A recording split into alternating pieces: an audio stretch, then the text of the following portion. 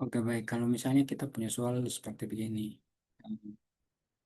Bisa soal yang pertama, gunakan proses Gauss-Schmidt untuk membuat basis-basis berikut menjadi eh, basis ortonormal. Nah, misalnya basis yang pertama, ini adalah ruang dimensi 3, karena elemennya ada 3. Untuk A1, A2 adalah 3. Masing-masing A1 punya 3 elemen. A2 juga begitu, A3 juga begitu. Diberikan himpunan matriks A1 dengan matriks segitiga atas dan A2 eh, matriks biasa, dan juga A3 dia punya diagonal utamanya 1. Tapi itu bukan hal yang penting sih. Itu cuma matriks, tergantung matriks diberikan dalam bentuk apa, ya terserah yang buat soal. Dengan hasil kali dalam kan bukan dengan kurung atau bukan dengan segi. Biasa kalau kita kenal di kalkulus itu eh, selang tertutup, selang terbuka. Bukan bentuk kedua-dua itu. Kalau selang terbuka kan dia cuma bentuk kurung buka, kurung tutup. Kalau selang tertutup kan dia berbentuk segitiga buka, segitiga tutup gitu. Berbentuk segi. Jadi segi buka, segi eh, tutup untuk bagian kiri dan kanan. Jadi ibaratnya seperti ini nih. Ah, oh sorry, kita harus bertemu kali.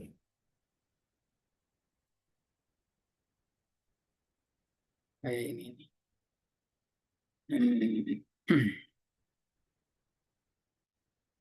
Jadi kalau kita punya hasil kali dalam, itu dinyatakan dalam bentuk ini nih. Bukan, kan ada bentuk yang tadi seperti saya bilang di kalkulus kan ada yang ini. Nah ini kalau di kalkulus namanya selang buka atau selang terbuka. Kalau ini namanya selang tertutup.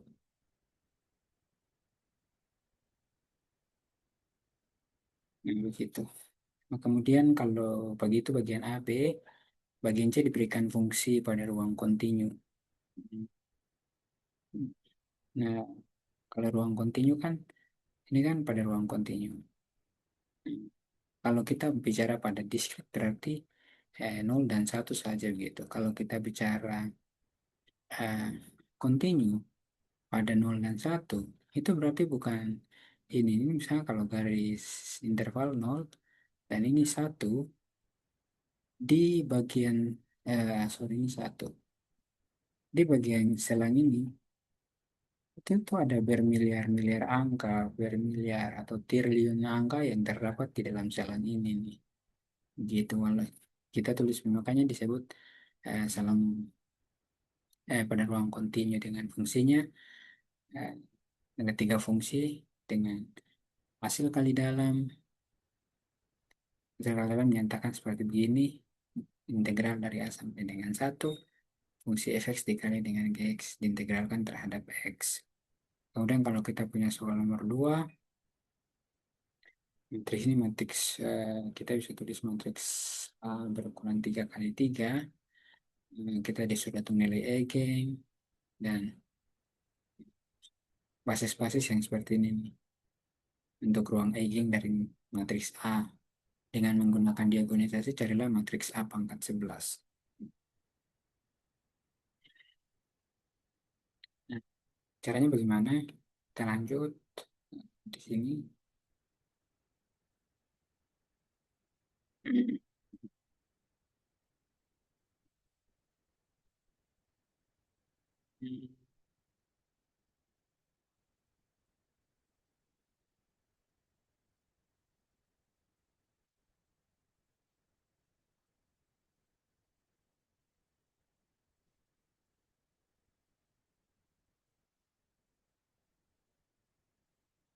Itu tadi yang eh, sekarang kita lihat yang berikut, soal nomor 1. Kalau kita bahas soal nomor 1,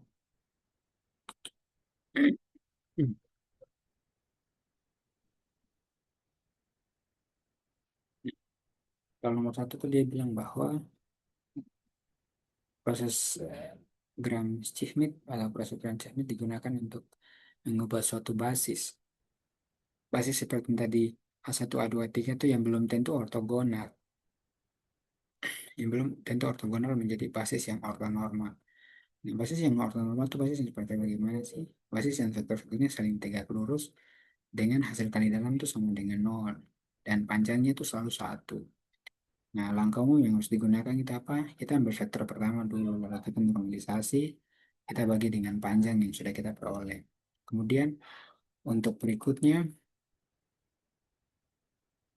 eh, kurangi proyeksinya pada vektor-vektor sebelumnya yang sudah kita buat untuk yang sudah kita buat dalam sudah buat ortogonalnya, sehingga langsung nanti kita akan peroleh vektor ortogonal.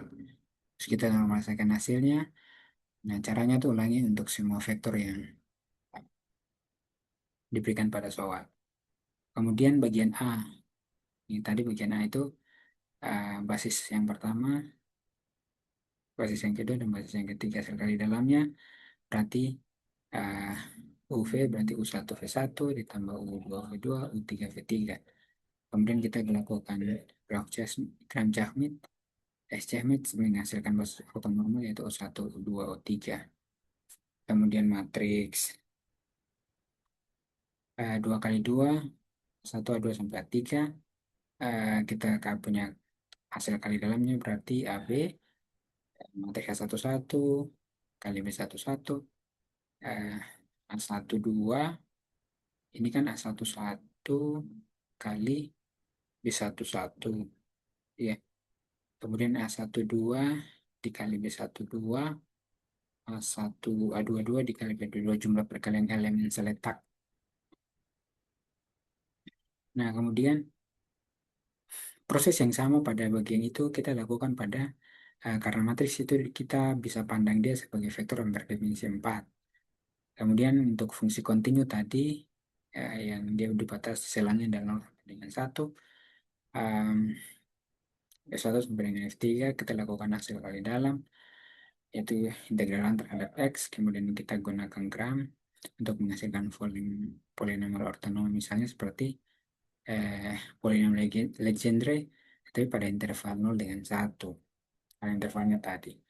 Terus untuk soal nomor 2 tuh kita diagonalisasi matriks A. Ini matriks ukuran 3 kali 3. Terus nilai eigen dari basis ruang eigen. Terus kita hitung nilai eigen dengan persamaan karakteristik. Berarti kita perlu untuk hitung determinan dari matriks A. A dikurang lambda dikali identitas. Identitas karena A ukuran 3 kali 3. Kita butuh identitas yang 3 kali 3 juga. Itu sama dengan 0. Nanti hasil akhirnya kita faktorkan. Sehingga kita peroleh nilai karakteristiknya. Nilai eigennya.